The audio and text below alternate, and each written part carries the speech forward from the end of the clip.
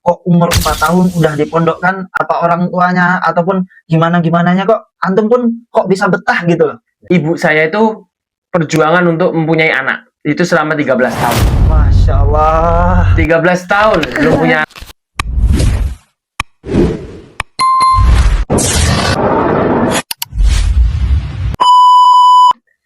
Oke, bismillahirrahmanirrahim. Assalamualaikum warahmatullahi wabarakatuh. Kembali lagi di channel YouTube Kois Setiawan. Kita kali ini kedatangan Ustadz Culture ataupun dai muda kita, masih bersama. Nama saya Zakaria Muhammad, asal Solo, ya biasa dipanggil Ustadz Jack. Biasa kan namanya Zakaria, bisa dipanggil Jack. Nah, gitu. Oke, teman-teman.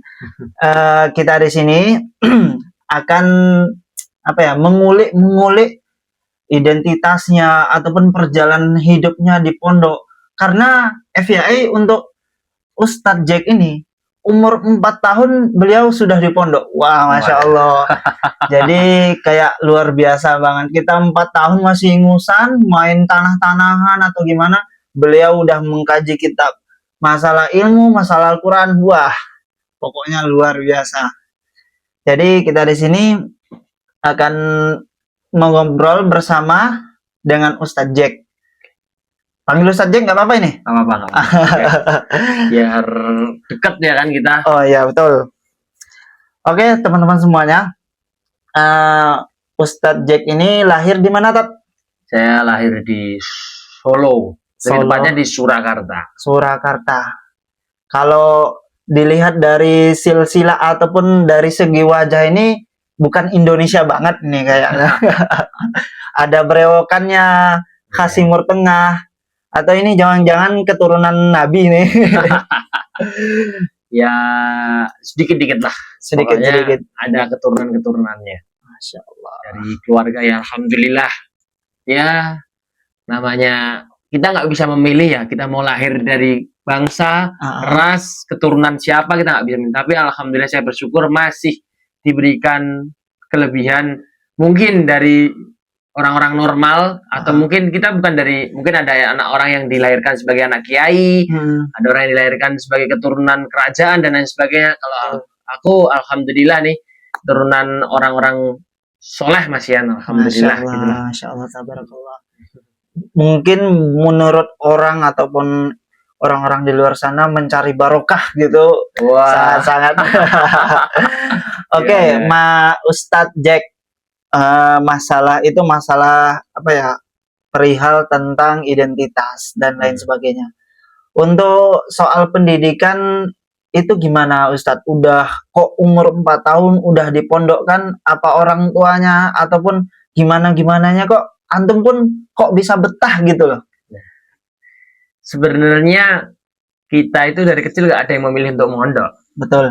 Itulah kenapa kita dilahirkan dari orang yang soleh. Itu karena dia bisa membimbing kita. Betul. Jadi singkatnya, ibu saya itu perjuangan untuk mempunyai anak. Itu selama 13 tahun. Masya Allah. 13 tahun belum punya anak. Punya anak pertama kakak saya. Tapi ayah saya itu pondoknya di Gontor. Jadi ketika punya anak sudah punya prinsip bagaimana kita anak-anak pondok.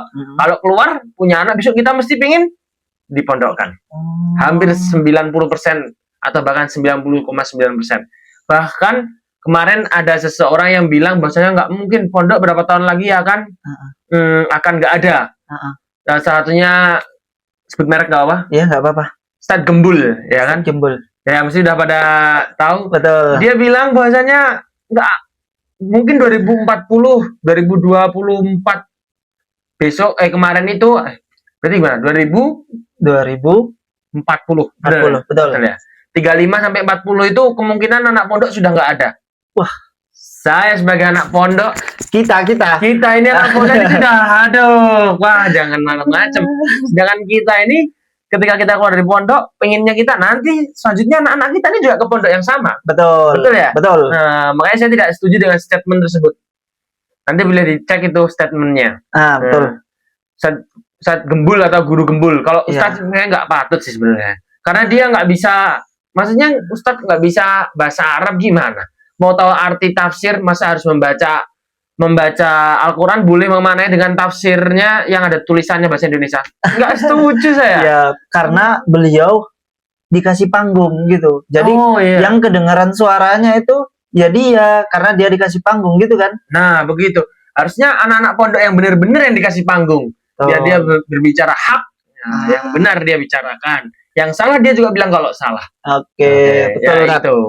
Nah, dari kecil memang kami ini sudah dididik sama ayah kami, karena beliau ini orang pondok. Padahal ibu saya itu mondoknya tuh bukan yang pondok kayak menginap, tapi kayak asrama gitu doang. Jadi pulang juga sama di pondok, bukan pondok ya, namanya sekolah ya, mungkin di Ponegoro, di Pasar Kliwon Solo. Nah, itu ada itu sekolahan khusus ya. Kalau dulu khusus keluarga doang, sekarang bebas semua. Dulu ada namanya Robitoh Alawiyah, atau yang biasanya mengurusi keturunan-keturunan ya garis Rasulullah lah ibaratnya. Iya. Nah, itu biasanya orang-orang tahu dia. Dulu itu memang sekolahnya khusus untuk anak-anak yang keturunan aja.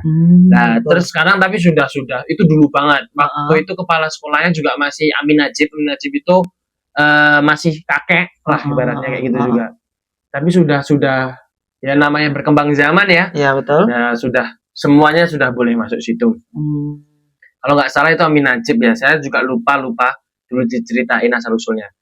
Nah, karena ayah saya tuh aslinya tapi Jawa Timur. Nah, terus waktu kecil dari simbah saya itu atau datuk saya itu juga mondok. Jadi terus turun temurun semuanya mondok. Jadi setelah umur 4 tahun, ibu saya nggak ada yang mau. Udah lama nungguin anak ini. Tiba-tiba dipondokkan. Wah, iya kan. Itu perasaan seorang ibu itu bimbangnya bagaimana? Iya. Itu bagaimana untuk membalancekan antara melepaskan tapi lihat masa depannya dan wah, perasaannya itu berkecamuk pastinya. Betul. Ibu saya dulu kalau cerita ini, ya, wah, udah menunggu lama, tapi sama papamu, papa saya tuh ya tegas orangnya. Kalau mondok harus mondok semua. Jadi semuanya mondok. Ibu saya nggak bisa apa-apa karena dia taat sama pemimpinnya, mama ayah saya. Suaminya gitu. Jadi ayah saya itu juga tegas. Nanti kamu akan merasakan begitu. Jawabnya ayah saya. Ternyata alhamdulillahnya saya belum jadi orang soleh, tapi pengen jadi orang soleh ya kita ya. Siap, kita semua. Nah, pengen jadi orang soleh kita semua. Betul. Nah, ketika sudah tua ini ibu saya itu bersyukur karena mempunyai suami seorang yang mampu menahan hawa nafsu, mampu menahan nikmatnya dunia dulu untuk nyekolahin anaknya di pondok. Betul. Itu uang buat pondok dulu tuh banyak loh. Kalau dulu mungkin anak sekolah masih banyak yang gratis, atau mungkin 100 sudah bisa sekolah, di mana kita tuh harus sampai hampir 1 juta padahal masih kecil-kecil. Tapi sekarang ketika udah besar, ketika ayah saya nggak ada, ibu saya tuh alhamdulillah bersyukur punya anak-anak yang lulus pondok. Dari umur 4 tahun. Kakak saya dan saya itu dari umur 4 tahun. Terus singkat cerita, setelah itu SD di pondok juga, di Pondok Al-Muqaddasah. Yang tadi itu di pondok sebenarnya kayak penitipan anak juga, tapi khusus ngaji kitab aja. Yang TK itu 0 kecil lah. Nah, 0 besarnya di rumah. Terus kelas 1 balik lagi masukin pondok lagi. Di Muqaddasah, pondok tahfidz. Setelah itu saya mungkin karena terlalu nakal. Anak laki-laki ya kan. Betul. Kalau kata anak pondok itu colut, tau colut? Apa itu? Colut itu keluar pondok pulang sendiri. Apa ya kalau bahasa Jawanya, minggat. Oh iya. Dari pondok melarikan diri terus kabur. Nah, kabur. Nah, ya itu.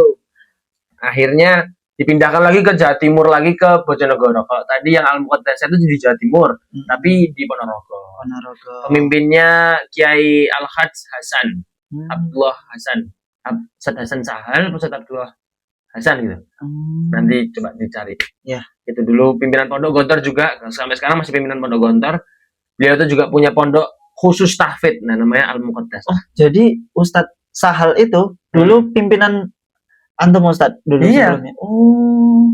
Ya, teman-teman pasti sudah tahu semuanya kan, pimpinan tertinggi Pondok Gontor Ustadz Sahal, Ustadz Hasan Sahal ya. Iya.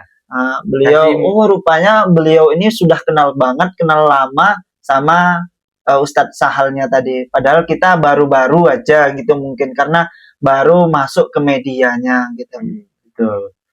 Jadi alhamdulillah lah, setelah itu lanjut pindah lagi SMP di Takmirul Islam, Pondok Pesantren Takmirul Islam di Solo. Itu pimpinannya Kiai Haji yang pertama Ustadz Halim, namanya Kiai Haji Halim Naharus-Surur, yang kedua Ustadz Ali Naharus-Surur, yang ketiga Ustadz Azim Naharus-Surur. Itu. Oke, Tat. Kalau misalnya dari setiap perjalanan pondok itu kan, setiap di pondok itu pengalaman yang paling seru apa, Tat, kira-kira di pondok itu? Ya. Dan ke sekarang ini di usia kita yang ibaratnya udah di luar, maksudnya tinggal di rumah ataupun tinggal di kos ataupun untuk melanjutkan kehidupan, itu momen-momen seperti itu pengen kita ulangi. Momen-momen apa gitu, Tat, yang bikin rindu? Sebenarnya karena saya menangi pondok itu dari zaman umur 4 tahun sampai zaman kelas, sampai umur 19 apa ya, masih mengabdi lah sampai mengabdi 1 tahun itu. Itu masa yang paling enak adalah masa transisi dari itu pelan. Dulu itu pondok pemukulan sangat wah betul, tahu sendiri. Padahal itu saya umur 4 tahun itu udah merasakan seperti itu, sampai akhirnya merasakan lebih enak. Semakin pindah pondok itu semakin enak karena semakin peraturannya semakin longgar. Rasanya kok dulu tuh mau kesini dikit ada yang jaga kesini dikit, mau ada yang semakin besar pindah pondok semakin longgar. Itu menurut saya paling enak di pondok. Ketika merasakan perbedaan itu ya paling enak di SMP, SMA tentu udah nggak ada pemukulan. Nah yang paling kerasa itu kalau kita ini di pondok itu 24 jaman diawasi.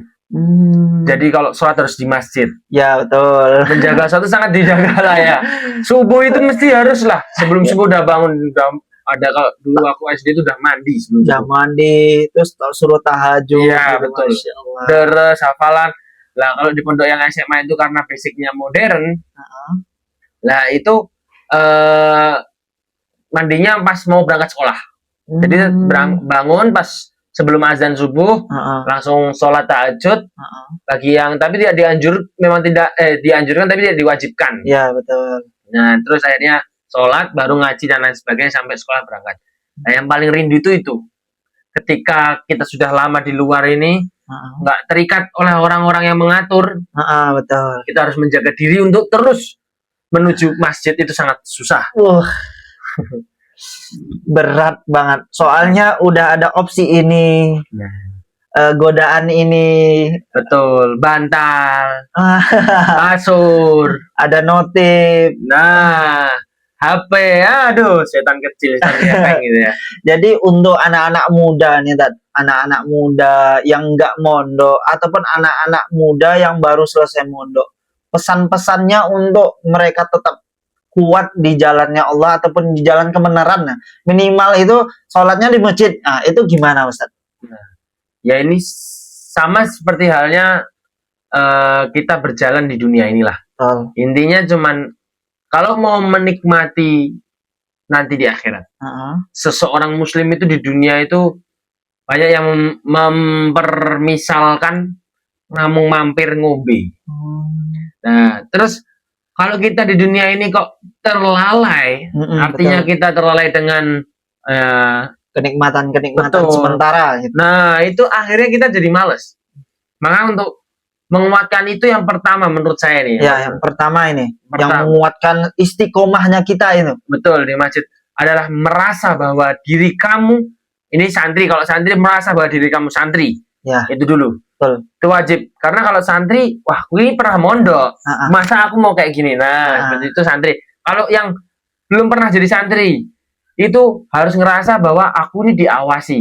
Dan tahu bahwasanya seorang laki-laki itu hukumnya ke masjid itu wajib. Nah, kecuali ada berbagai hal yang mungkin kamu kerja atau safar. Nah, itu berbeda. Itu berbeda dengan hukum wajib asalnya. Ya, betul. Bahkan Umar bin Khattab itu, ayah saya itu selalu bilang ini saya dapat dari ayah saya sendiri. Iya, wah mantap ini. Jadi bukan sakral dari ini. Betul. Bukan dari pondok ya. Ayah saya bilang gini. Ketika lihat anaknya pulang dari pondok, terus baru azan itu. azan maghrib berkumandang kan kita anak pondok kalau di rumah wah senangnya rasanya ya kan. Lepas semua aturan ini. Iya, padahal saya itu lebih suka di pondok daripada di rumah. Kenapa? Karena ya saya juga lebih tegas daripada di pondok. Disiplinnya tinggi. Tinggi. Orang tegas pasti disiplin gitu ya. Betul. Dia membawa adat istiadat pondok gontor memang ke dalam rumah kita. Habis subuh tetap ngaji, wajib di masjid, pulang ngaji. Baru kalau mau yang lain-lain mau istirahat boleh. Terus habis maghrib tetap ngaji, tadarus sampai isya. Nggak boleh nyalain TV. Suatu ketika ada mbak saya itu, kakak saya itu nyalain TV. Nah, nyalain TV, ngeyel, dibilangin ngeyel. TV itu kan milik bersama. Betul. Colokannya sama ayahnya nggak dicabut, tapi digunting. Wah, mengerikan. Akhirnya semuanya nggak bisa nonton. Benar dan ayah saya nggak pandang-pandang. Dia juga nggak nonton, ya udah nggak apa-apa. Itulah. Jadi ibaratnya tegasnya itu mendidik dan terbentuknya karakter. Waktunya kamu sekarang maghrib mengaji, jangan kamu ambil opsi lain gitu. Betul. Dan memberi contoh. Tentu zaman sekarang ini nggak bisa kalau kita mendidik sesuatu dengan omongan aja. Harus dengan memberi contoh. Dan itu ayah saya. Betul. Seperti yang dicontohkan Rasulullah juga kan? Betul. Rasulullah juga seperti itu. Memberi contoh, maka yang lainnya mengikuti. Oke, terima kasih untuk Ustadz Jack atas pengalamannya, atas taujih nasihatnya untuk anak-anak muda semuanya yang ada di luar sana. Ikuti channel ini terus dan sampai jumpa untuk pertemuan selanjutnya. Next. Oke. Kalau ramai kita lanjut. Oke, siap.